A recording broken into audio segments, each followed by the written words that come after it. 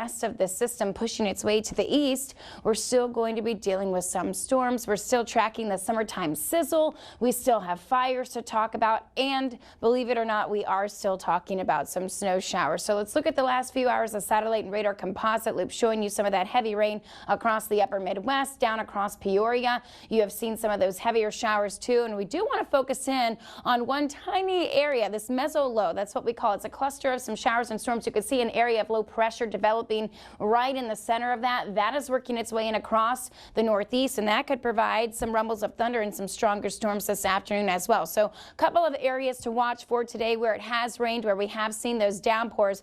It's been a soaking rain, and it does look like it's been across central Wisconsin, even areas across southern Wisconsin, north of Madison, and even across the Midwest. Indianapolis, Cincinnati, 1.5 inches of rain over the last 24 hours down to Louisville, and also Columbus, Ohio. You've seen a good soaking of rain as well. You still have such a southerly flow out ahead of this front, but what a contrast you can see here, not only for the winds, but also for the dew points. So much moisture out ahead of this. It's the air you can wear. It is muggy, it is humid, it is sticky. Back behind it, drier and very cold temperatures. What a temperature gradient as well. Look at this. Kansas City 76, Wichita 60, Denver 37. Denver, you were in the 80s a couple of days ago. It's hard to see these temperature swings. They're so drastic. Scottsbluff 42, Sioux Falls 52. Where you go for today, that heat, remember we said it would expand all the way to the east. So Nashville getting to 91, St. Louis in the 80s, Chicago, you'll be in the 80s as well.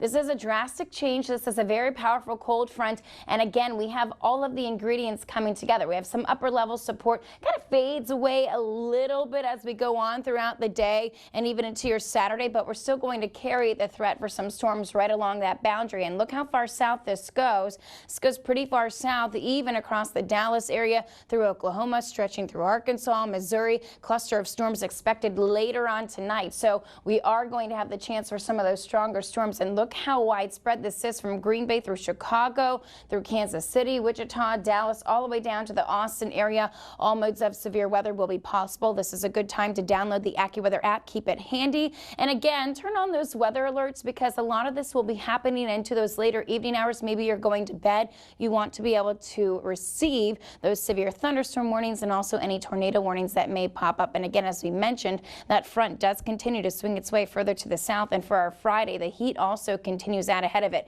Another day of record challenging heat in triple digits for St. Angela. Some of those stronger storms developing along the front. Now, what's going on the back side of this upper trough where you still have some precipitation? You're still going to get some of those snow showers coming in across Wyoming down to the Denver area where we've already seen some snow showers that will continue into our Friday night. It is sharply colder here. You have high pressure trying to build in, so just pouring in some cold air from the north that will just continue to develop those snow showers. And again, if you look at the Palmer Divide, that's where you could see some of the heavier snow. You're looking at 6 to 12 inches, 12 to 24 inches in some areas. We do have an AccuWeather local storm max of 36 inches. Now, of course, with that cold air in place, you know what that means. I know it's May, it's mid-May, almost the end of May, and we have freeze warnings for parts of the high plains all the way down to Sterling. Why? Tonight you're dropping down to the 20s in Denver.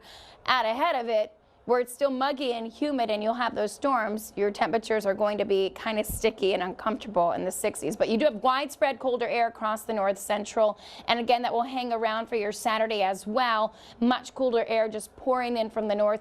Where we still have those humid conditions and where that front is sliding to the east, we still have concerns for some storms, and not just across the Midwest, but even across. Again, we're going to highlight some of the southern plains and across the mid-Mississippi Valley. And again, out ahead of the plains, you still have very warm temperatures. So you're still going to have the heating component that we could talk about here, and then the development right along that boundary as some of those storms to develop into those afternoon hours, peak heating hours, and then beyond.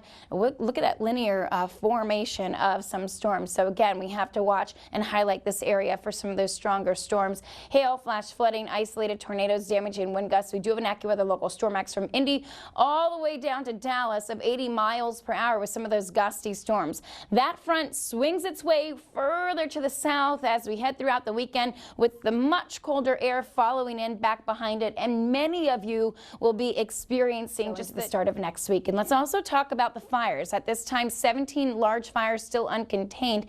Acreage burned over 450,000, and we have